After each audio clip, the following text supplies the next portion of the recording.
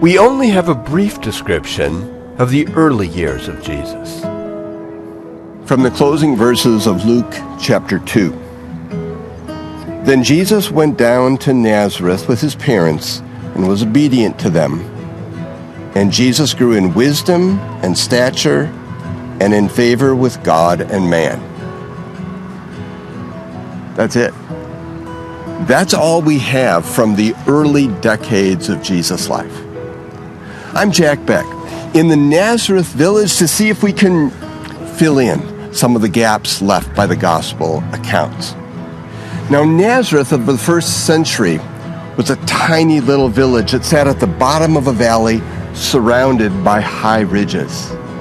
It was isolated from the rest of the world and really the perfect place for an observant Jewish family to go and teach their kids about the faith of their forebears without the interference from a pagan worldview that existed outside these valley walls.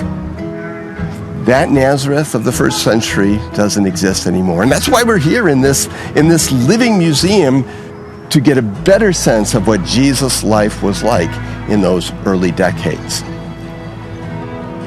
What did Nazareth do for Jesus that couldn't get done outside this valley? Two things, I think.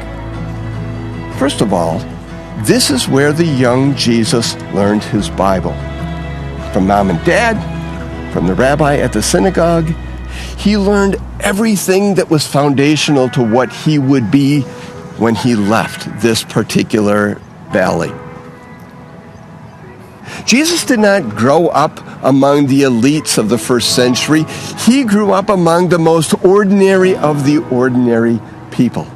He watched his mom bake bread and make clothing. He watched dad work with stone and wood. He spent time in the family olive groves. He watched families deal with challenging relationships. He watched what illness could do in homes. And he watched as loved ones carried their family member to the grave. Jesus learned the essence of the human experience in this place.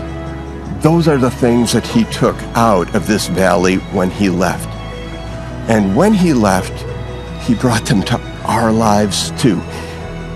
If you've wondered if Jesus gets you, if you've been hesitant to pray because you think, well, he either wouldn't be concerned or understand what it is that I'm going through, take a walk through the Nazareth village and look at how Jesus learned what the ordinary life looked like.